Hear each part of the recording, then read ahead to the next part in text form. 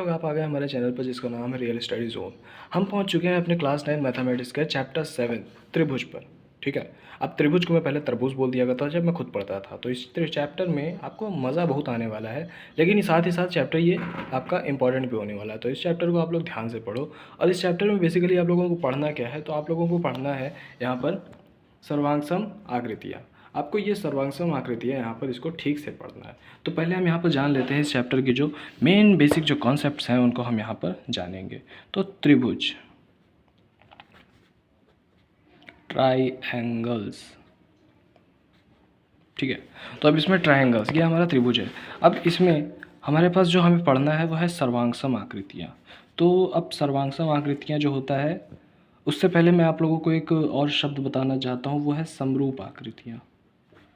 समरूप आकृतियाँ, और एक होता है समरूप आकृतियाँ और एक होता है सर्वांगसम आकृतियाँ। सर्वांगसम आकृतियाँ,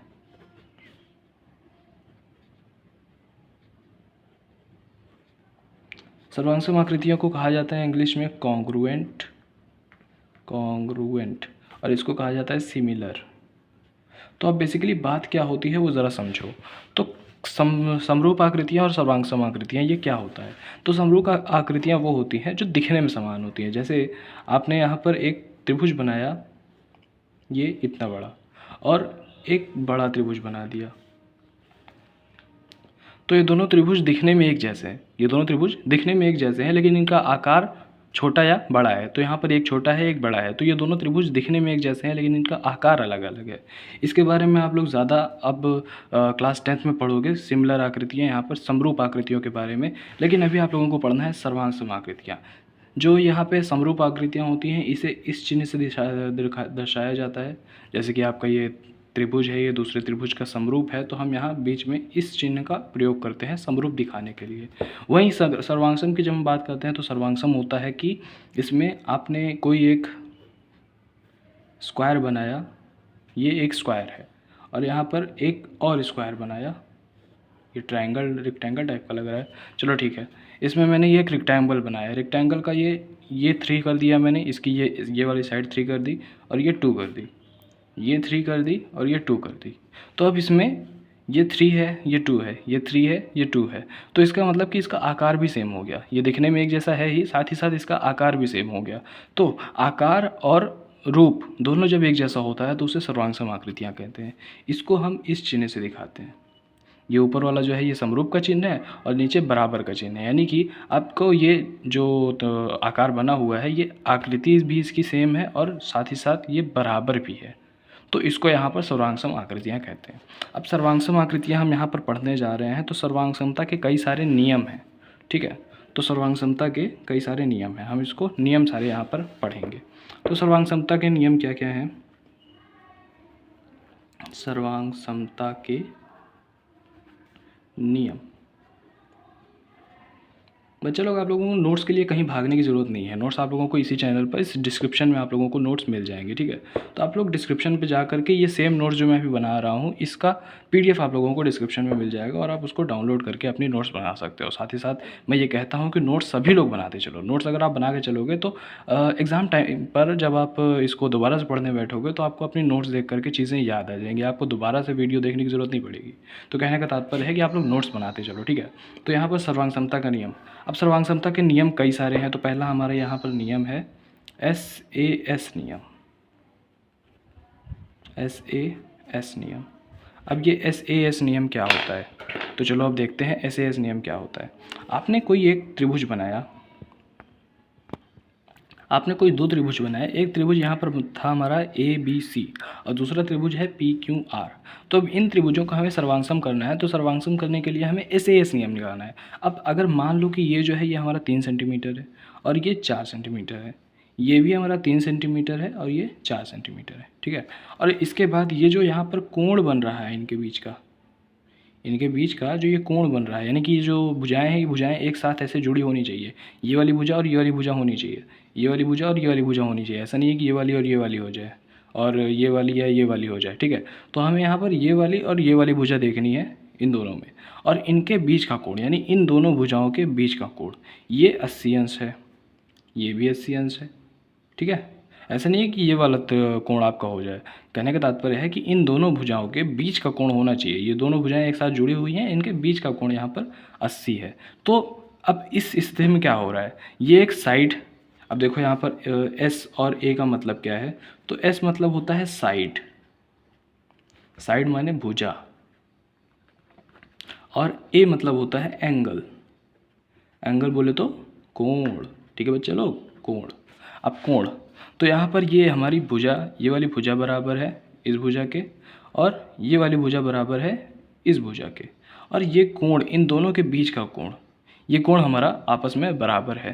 तो इस नियम के अनुसार, ए से इस नियम के अनुसार दो भुजाएं बराबर होनी चाहिए और उन दोनों भुजाओं के बीच का कोण बराबर होना चाहिए। तो हम इन्हें समरूप दिखा सकते हैं। अब समरूप कैसे दिखाएंगे, तो समरूप दिखाने के लिए हमें दिखाना है त्रिभुज ए बी सी। अब देखो मैंने यहाँ पर ए बी सी लिया है, ए बी सी, तो अब हमें त्रिभुज का जो सर्वांगसम हम दिखाएंगे तो उसमें भी हमें इसी क्रम में लेना होगा। अब ए बी पी क्यू ये दोनों आपस में बराबर हैं, तो हम इसको त्रिभुज ऐसे ही लिखेंगे, पी क्यू और बी सी क्यू आर। तो यहाँ पर बी सी क्यू आर, यहाँ पर आर होना चाहिए। तो ये ए बी सी और पी क्यू आर, ऐसा नहीं है कि आप पी आर क्यू इसको कर दो, ठीक है, पी आर क्यू या आर क्यू पी, इस तरीके से नहीं। त्रिभुज आप लोगों को वैसा ही लेना है जैसा आप पहला वाला ले रहे हो ए बी सी, तो उसके संगत ही आप लोगों को इसको लेना है। तो इस तरीके से हमारा ये त्रिभुज का सर्वांग समता का SAS नियम लगता है। ऐसे ही और भी कुछ नियम है, आप लोगों को टोटल 4 नियम यहाँ पढ़ने हैं। आप अगर इतना पढ़ लेते हो तो आपकी सारी एक्सरसाइज जो है, ये पहली वाली एक्सरसाइज अब पूरी तरीके से उसको आसान होने वाली है। तो हम अगला जो इसका नियम है वो पढ़ते हैं इधर। अगला जो नियम है हमारा वो है, ये पहला नियम था, अब दूसरा नियम है हमारा ASA नियम, ASA नियम।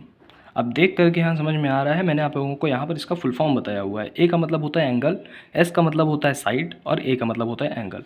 तो यहाँ पर SAS था, यहाँ पर ASA था। इसका कुछ त्रिभुज जो है वो इस तरीके से बनेगा कि आप लोगों को, अब देखो, अब यहाँ पर हमने यहाँ पर एक त्रिभुज ले लिया है। अब इस त्रिभुज में हमें ASA नियम लगाना है। तो ASA नियम में मान लो कि ये जो कोण है, ये पहले मैं इसको नाम दे देता हूँ ABC PQR, बढ़िया से नाम हम लेते चल रहा है, ठीक है। तो ABC, अब यहाँ पर ये जो कोण है, इस कोण का मान मैंने रख दिया 30, ये 30 था, और ये भी कोण हमारा 30, ठीक है बच्चा लोग।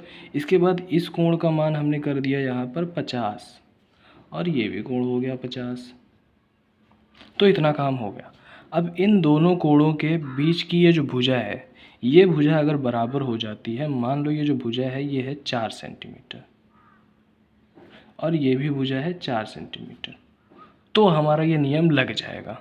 क्या करना है आपको कि दो कोण बराबर हों, ऐसा नहीं है कि ये कोण और ये कोण बराबर हो जाए, ये कोण और ये कोण बराबर करने हैं, और इन दोनों कोण का जो कॉमन भुजा है ये वाली, ये भुजा बराबर होनी चाहिए। जैसे ये कोण है, ये कोण है, तो इन दोनों कोण की कॉमन भुजा, ये वाली भुजा बराबर होनी चाहिए। अब अगर ऐसा हो जाता है तो ये हमारा नियम यहाँ पर लग जाएगा। क्या करना है आपको, अब आप यहाँ पर लिख सकते हो त्रिभुज ABC सर्वांग सम है त्रिभुज PQR के। किस नियम से, तो ये है ASA नियम द्वारा, ASA नियम से, ठीक है। तो इस तरीके से हमारा ये भी नियम लग गया। इसके बाद ये हमारे 2 नियम हो गए। इसके बाद आता है SSS नियम। तो बच्चा लोग अब देख के समझ में आ रहा है कि ये कौन सा नियम है। इसमें SSS अर्थात साइड साइड साइड नियम, यानी भुजा भुजा भुजा, तीनों भुजाएं यहाँ पर बराबर होनी चाहिए।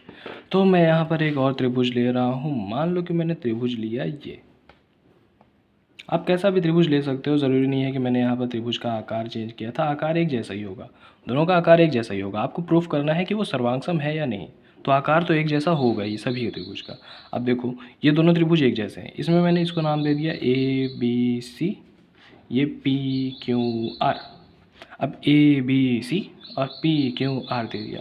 इसमें यहाँ पर इस त्रिभुज का जो मान है वो यहाँ पर इसका 2 है, ये 3 है, ये 4 है, ये 2 सेंटीमीटर, ये 3 सेंटीमीटर, ये 4 centimetre. So that is the point. यहाँ पर मैंने इसको इस तरीके से लिख दिया। अब देखो ये जो त्रिभुज है इसका ये वाली भुजा और इसकी ये वाली भुजा बराबर है, फिर ये वाली भुजा और ये वाली भुजा बराबर है, और फिर ये वाली भुजा और ये वाली भुजा भी बराबर है। तो कहने का तात्पर्य है कि अगर ये दो तीन भुजाएं हैं और इसकी भी तीनों भुजाएं बराबर हो जाती हैं, अगर तीनों भुजाएं बराबर हो जाती हैं तो भी ये जो त्रिभुज होता है वो कॉन्ग्रुएंट ट्रायंगल होता है, अर्थात सर्वांगसम आकृति होता है। तो हम यहाँ पर इसको लिख सकते हैं कि दिस त्रिभुज यानी कि ABC सर्वांगसम है त्रिभुज PQR के। अभी तक तो कोई दिक्कत नहीं होनी चाहिए, सारी चीज़ें यहाँ पर बिल्कुल ही सरल तरीके से बताई जा रही हैं, तो अभी तक तो कोई दिक्कत नहीं होनी चाहिए। ABC बराबर सर्वांगसम है PQR के। और एक बात यहाँ पर, अभी मैंने इसमें किसी कोण की बात नहीं की थी, तो एक CPCT एक नियम है अपना, एक प्रॉपर्टी है सर्वांगसम आकृतियों की कि बाई CPCT का मतलब होता है corresponding parts of congruent triangle. तो इस CPCT के अनुसार ये जो कोण है, अगर आपने इसको, जैसे आपने किसी भी नियम लगा करके, यानी कि ASA नियम लगाकर, SAS नियम लगाकर, SSS नियम लगाकर अगर आपने ये प्रूफ कर दिया कि कोई एक त्रिभुज दूसरे त्रिभुज का सर्वांगसम है, तो उसके बाकी पार्ट यानी उसके कोण ये सभी आपस में अपने आप बराबर हो जाएंगे, अर्थात अपने आप यहाँ पर उसके सारे जो कोण हैं और सारी भुजाएं हैं वो आपस में बराबर हो जाएंगी अपने आप, बाय CPCT यानी corresponding parts of congruent triangle. ठीक है, तो बाय CPCT ये जो कोण है एंगल A बराबर होगा एंगल P के, एंगल B बराबर होगा एंगल Q के, और एंगल C बराबर होगा एंगल R के। तो ये एक प्रॉपर्टी है सर्वांगसम आकृतियों की, यानी कि एक यहाँ खासियत है सर्वांगसम आकृतियों की। तो इस तरीके से हमने ये 3 नियम पढ़ लिए हैं। अब अगला नियम एक और पढ़ते हैं। इस एक नियम के बाद आप लोगों की एक्सरसाइज यहाँ पर हम शुरू करेंगे। अब एक इसको आप लोग थोड़ा सा इम्पॉर्टेंट डाल करके, या इसको इस तरीके से इम्पॉर्टेंट डाल करके लिख देना, स्टार बना लो या हैश बना लो। ये है RHS नियम, RHS नियम। अब RHS नियम क्या होता है, तो इसका फुल फॉर्म जान लो ज़रा सा। R का मतलब है यहाँ राइट एंगल, राइट एंगल माने होता है 90 डिग्री का कोण, ये 90 अंश का कोण। तो राइट एंगल का मतलब होता है समकोण। ठीक है बच्चा लोग, तो समकोण, R का मतलब समकोण, और H का मतलब है हाइपोटेनस। पता नहीं इसकी स्पेलिंग क्या होती है, हाइपोटेनस, मुझे इसकी स्पेलिंग थोड़ा उतने अच्छे से पता नहीं है, याद नहीं है। तो ये हाइपोटेनस है, हाइपोटेनस यानी आपका कर्ण। कोई भी एक, अगर आप राइट एंगल ट्रायंगल यानी कि समकोण त्रिभुज लेते हो तो उसमें कर्ण होता है। अब उसके बाद S का मतलब होता है साइड, कोई भी एक साइड हो, कोई भी एक भुजा हो। तो ये यहाँ पर RHS का मतलब होता है। अब RHS जो नियम है, RHS के नियम में राइट एंगल होना कंपलसरी है, अर्थात एक राइट एंगल होगा ही, समकोण एक होगा ही। तो हम यहाँ पर इसके लिए एक त्रिभुज बनाते हैं। मान लो कि एक त्रिभुज है यहाँ हमारा ये, और एक और त्रिभुज है हमारा ये। इसमें एक हमारे पास है ये राइट एंगल 90 डिग्री का कोण, तो एक हमारा 90 डिग्री का कोण हो गया। उसके बाद हाइपोटेनस, अर्थात हमें कर्ण की बात करनी है। तो ये कर्ण जो है, इस कर्ण का हम यहाँ पर पहले इसको हम त्रिभुज का नाम दे देते हैं ABC और PQR। आप कोई दूसरा नाम भी दे सकते हो, LMN, ठीक है, कोई दिक्कत नहीं है। तो ABC और PQR हमने यहाँ पर नाम दे दिया। अब इसमें ये एक साइड है, इस साइड का मान हमने दे दिया 5 सेंटीमीटर, और ये भी है 5 सेंटीमीटर। तो ये आपस में बराबर हो गया, H बराबर हो गया हाइपोटेनस। इसके बाद ये वाली साइड या ये वाली साइड, कोई भी एक साइड बराबर होनी चाहिए, चाहे ये वाली साइड बराबर हो जाए, चाहे ये वाली साइड बराबर हो जाए। अगर हम इसका मान दे देते हैं यहाँ पर 3, और ये भी दे दिया हमने 3, या फिर इसका मान हमने दे दिया 3, इसका मान 3, हमें दोनों में से किसी एक का मान इसमें बराबर कर देना है। तो अगर ये बराबर हो जाता है तो इस नियम से, RHS नियम से, हम यहाँ लिख सकते हैं कि ABC, त्रिभुज ABC सर्वांगसम है त्रिभुज PQR के, ठीक है, बाई RHS रूल या RHS नियम से, ठीक है। तो इस तरीके से यहाँ पर ये 4 नियम हैं। आप लोगों को अगर ये 4 नियम समझ में आ जाते हैं तो आपकी सारी त्रिभुज के चैप्टर की जितनी एक्सरसाइज है, जितने क्वेश्चन है, वो सारे आसान होने वाले हैं। तो चलो अब हम यहाँ पर एक्सरसाइज को शुरू करने जा रहे हैं। इसका जो है आप लोग एक बार स्क्रीनशॉट ले सकते हो या फिर वेट करो, मैं इसका PDF आप लोगों को यहाँ डिस्क्रिप्शन में डाल दूँगा, ठीक है। तो अब जल्दी से हम यहाँ पर अपना प्रश्नावली स्टार्ट करने जा रहे हैं। प्रश्नावली, बड़ा मज़ा आता है यार जब प्रश्नावली शुरू होती है तो क्वेश्चन आंसर सॉल्व करने का मन करता है। चलो, प्रश्नावली 7.1। अब इसको हम यहाँ शुरू करने जा रहे हैं। तो इधर यहाँ पर हमारे पास है चतुर्भुज ABCD। ये एक चतुर्भुज है ABCD, ठीक है, ABCD। इसमें AC बराबर है AD के, AC बराबर है AD के, और AB कोण A को समद्विभाजित करता है। AB अर्थात ये जो बीच में जो लाइन गई है, ये लाइन A को, कोण A को समद्विभाजित, यानी कि जितना ये होगा उतना ही ये भी होगा। दर्शाइए कि ABC समरूप है ABD के। ABC समरूप है ABD के। BC और BD के बारे में आप क्या कह सकते हैं? BC और BD के बारे में आप क्या कह सकते हैं? तो चलिए पहले मैं इस फिगर को बनाता हूँ और उसके बाद इसको फिगर आउट करता हूँ, अर्थात इसको हल करता हूँ।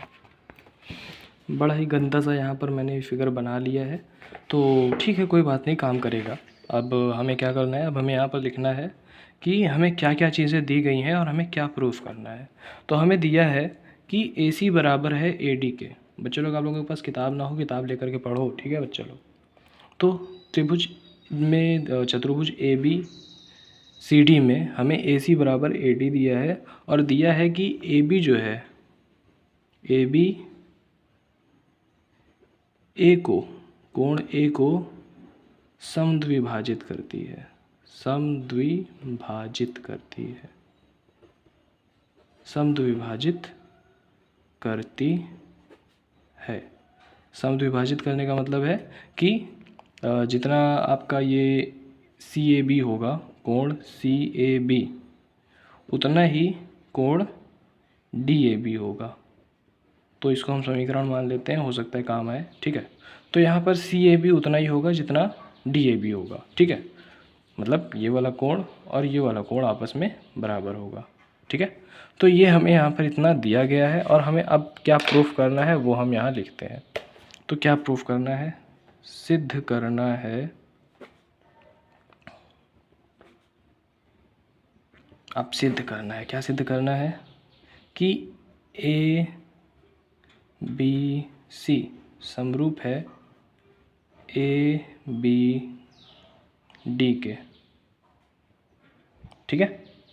ABC समरूप है ABD के, यह हमें प्रूफ करना है। और ये बताना है कि BC और BD के बारे में क्या कह सकते हैं।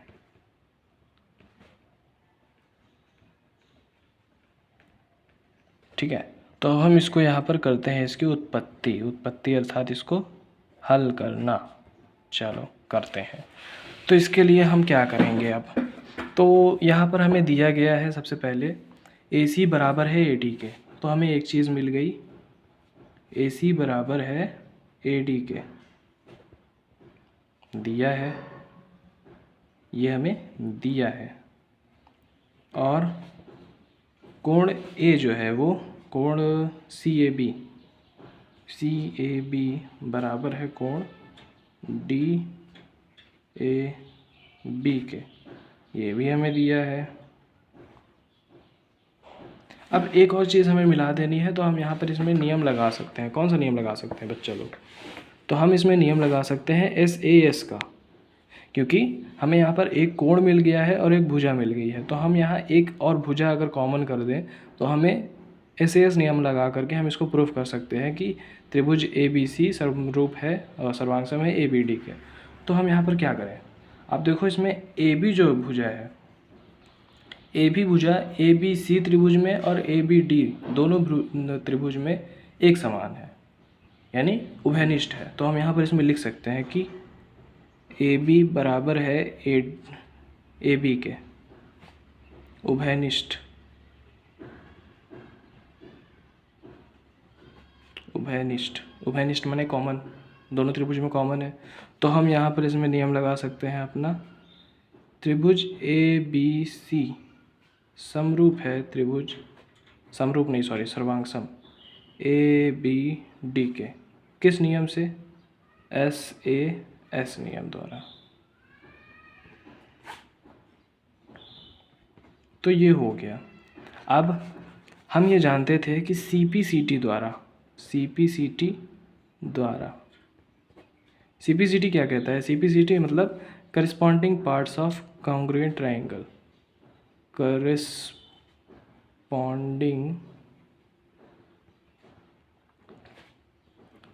पार्ट्स ऑफ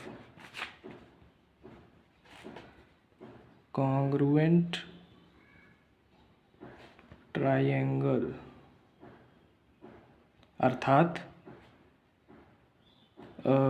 सर्वांगसम त्रिभुज के संगत भाग, यानी सर्वांगसम त्रिभुज के संगत भाग।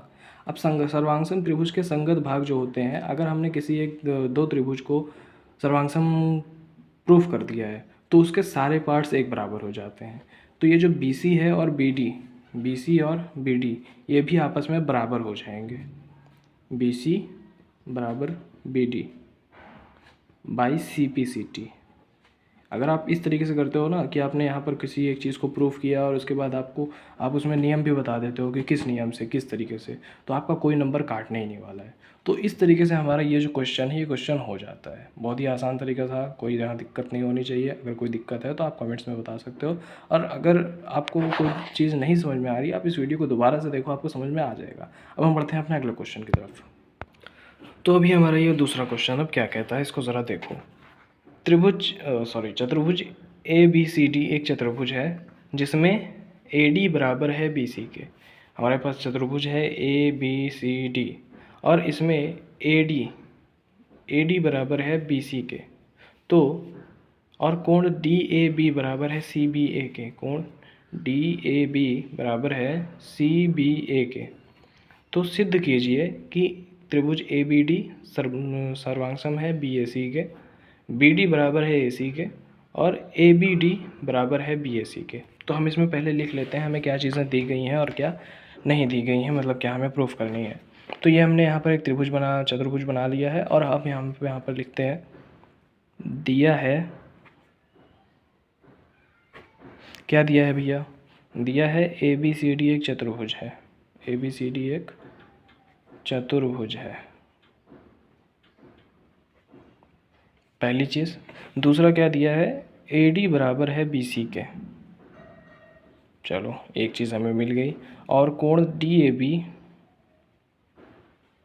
बराबर है कोण CBA के, ठीक है। ये दो चीज़ें हमें दी गई हैं। अब हमें क्या प्रूफ करना है, यानी सिद्ध करना है, या यूँ कहो ज्ञात करना है। सिद्ध या लिखो यहाँ पर ज्ञात करना है, ठीक है। तो क्या करना है? पहला, त्रिभुज ABD सर्वांगसम है त्रिभुज BAC के, ठीक है चलो। दूसरा, BD बराबर है AC के। तीसरा, कोण ABD बराबर है कोण BAC के। ये तीन चीज़ें हमें प्रूफ करनी है। तो अब हम यहाँ लिखते हैं अपनी उत्पत्ति। अब देखो, चलते हैं, खेल शुरू करते हैं, चलो। तो सबसे पहला यहाँ पर एक चीज़ करने जा रहा हूँ, ज़रा सा देखना इसको और समझने की कोशिश करना मैं यहाँ पर क्या कर रहा हूँ।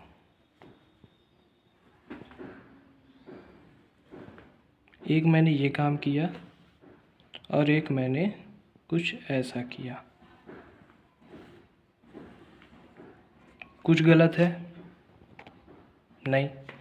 अब मैं इसको यहाँ पर लिख देता हूँ बी डी, और ये हो जाएगा ए बी सी।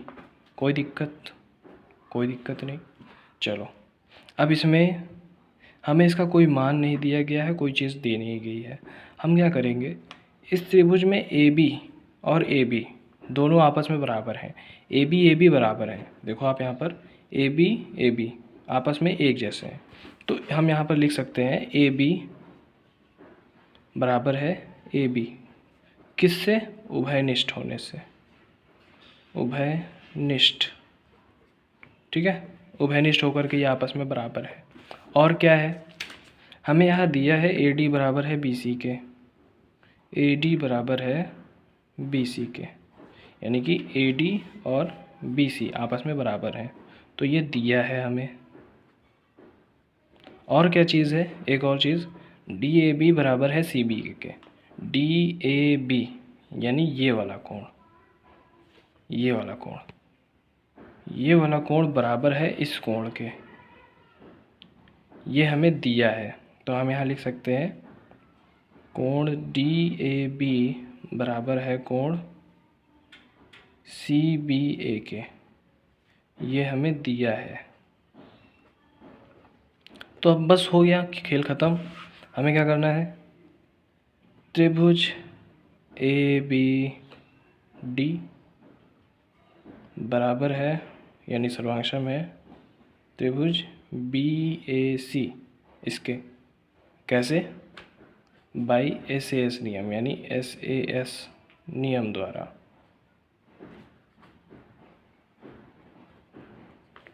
ठीक है, तो SAS नियम द्वारा ये आपस में बराबर हो जाता है। हमने एक साइड, एक और साइड और कोण ये बराबर कर दिए, ए बी ए डी और बी सी, और इन दोनों के बीच का कोण D A B C B A, ये हमने बराबर कर दिया। तो SAS नियम के द्वारा ये सही हो गया, ये हमारा सर्वांगसम हो गया। तो पहला चीज़ हमारा यहाँ सॉल्व हो गया। दूसरा, बी डी बराबर ए सी, यानी बी डी, ये बी डी बराबर ए सी, तो by C P C T क्या होगा, बी डी बराबर ए सी। ठीक है, और त्रिभुज ए बी डी बराबर कोण बी ए सी, किसके द्वारा, by C P C T. तो ये हमारा हो जाता है ये वाला क्वेश्चन भी सॉल्व। मज़ा आया, समझ में आया, नहीं समझ में आया फिर से देखो, समझ में आएगा। ठीक है, आगे बढ़ते हैं अगले क्वेश्चन की तरफ। अब आ जाते हैं प्रश्न 3 पर। अब प्रश्न 3 हमसे क्या कहता है, ज़रा इसको देखो। यहाँ पर ये कह रहा है कि एक रेखाखंड ए बी पर ए डी और बी सी दो बराबर लंब रेखाखंड हैं। दो बराबर लंब रेखाखंड मतलब है कि बी सी बराबर है इस ए डी के। ठीक है, तो ए डी और बी सी एक दूसरे के बराबर हैं। इसके बाद दर्शाइए कि सी डी रेखाखंड ए बी को विभाजित करता है। सी डी, ये जो सी और डी हमारा ये बना हुआ है, ये सी डी इस ओ बी और ओ ए के, मतलब ओ ए को बराबर भागों में यहाँ पर बांटता है। यानी कि ए बी जो है हमारा यहाँ पर रेखाखंड बना हुआ है, इसमें ओ बी का मान उतना ही होगा जितना ओ ए का मान होगा। तो हम इसको यहाँ पर प्रूफ करने जा वाले हैं, तो इसको हमको प्रूफ करना है। अब देखो यहाँ पर हमें क्या दिया हुआ है, तो दिया हमें ये है कि जो बी ए है, बी ए नहीं बी सी, ये जो रेखाखंड हमारा बना हुआ है बी सी बराबर है ए डी के। ठीक है, ए डी के बराबर है। और क्या दिया हुआ है, और हमें ये दिया हुआ है कि ये जो है यहाँ पर 90 अंश का कोण बना हुआ है, यानी कि कोण बी बराबर कोण ए बराबर 90, ये हमको दिया हुआ है। तो इसको जहाँ ज़रूरत पड़ेगी हम इसको यूज़ करेंगे। फ़िलहाल अभी हमको सिद्ध क्या करना है, सिद्ध करना है। तो सिद्ध हमें ये करना है कि हमारे पास जो ये ग्राफ बना हुआ है, इसमें ए बी को सी डी जो है वो समद्विभाजित करता है, यानी कि ओ बी बराबर उतना ही होगा जितना ओ ए बराबर होगा। तो हम यहाँ पर लिख देते हैं ओ ए बराबर ओ बी, ये हमें सिद्ध करना है। ठीक है, इसके बाद आता है उत्पत्ति। अब देखो, इसको मैं बहुत ही आसान तरीके से करने वाला हूँ, तो इसको ध्यान से देखना कि हम कैसे किसको करेंगे। तो इसमें इसको करने के कई सारे तरीके यहाँ पर हैं, मैं कई सारे तरीक़ों से इसको कर सकता हूँ, लेकिन अभी मैं आप लोगों को यहाँ पर सबसे सरल तरीका बताने वाला हूँ। आपको ध्यान देना है कि अभी हम यहाँ पर इसमें उत्पत्ति करेंगे। उत्पत्ति में हमें दिया है सबसे पहली चीज़ AD बराबर है BC के, तो ये चीज़ तो हमें दिया है। हमें क्या करना है, हमें प्रूफ करना है कि ये जो OA है ये OB के बराबर है। तो अगर हम इस त्रिभुज को इस त्रिभुज के सर्वांशम बता देंगे तो ये दोनों भुजाएं जो हैं ये आपस में बराबर हो जाएंगी। अब इनको सर्वांशम प्रूफ करने के लिए हमें क्या क्या करना होगा वो देखो। तो दो चीज़ें हमें यहाँ पर ऑलरेडी दी हुई हैं। पहला है AD बराबर BC, ये हमें दिया है, ठीक है। और उसके बाद कोण B और A जो है, कोण B बराबर कोण A बराबर 90, ये भी हमें दिया है। अब और क्या करना है हमें, और हमें ये करना है कि हम ये कर सकते हैं कि अभी ये जो हमने देखा कि जो हमारा AB है इस पर BC और AD लंब है। लंब है अर्थात यहाँ पर ये 90 अंश का कोण बना रहा है। तो अगर ये 90 अंश का कोण दोनों साइड से बना रहा है, इसका मतलब कि अगर हम इसको और आगे बढ़ाएं, इसमें हम थोड़ी सी रचना करें तो ये रेखा इस रेखा के समांतर होगी। और अगर ये समांतर है तो इसको जो तिर्यक रेखा काट रही है, ये तिर्यक रेखा काटने पर ये जो कोण होगा ये कोण ऑटोमेटिक इस कोण के बराबर हो जाएगा, ठीक है। और कैसे होगा, एकांतर कोण की प्रॉपर्टी से, एकांतर कोण होने की वजह से। तो इसका मतलब हम यहाँ पर लिख सकते हैं कि कोण जो हमारा ODA है ये हो जाएगा कोण OCB के, कैसे, एकांतर कोण होने की वजह से। तो ये एकांतर कोण होने की वजह से आपस में एक दूसरे के बराबर हो जाता है।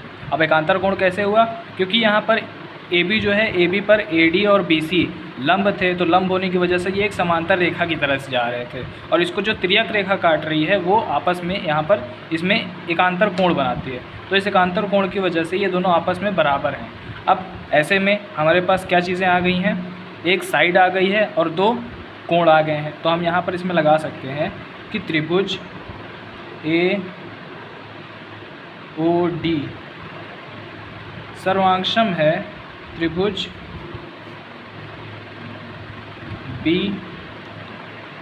BOC में, कैसे, ASA प्रणाली के द्वारा।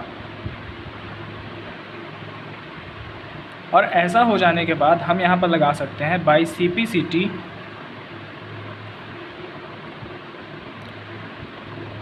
OA बराबर हो जाएगा OB। ये हो गया हमारा प्रूफ्ड, या यूँ कह दें इति सिद्धम। तो बहुत ही आसान क्वेश्चन था, बहुत ही सरल तरीके से इसको किया जा सकता था, ठीक है।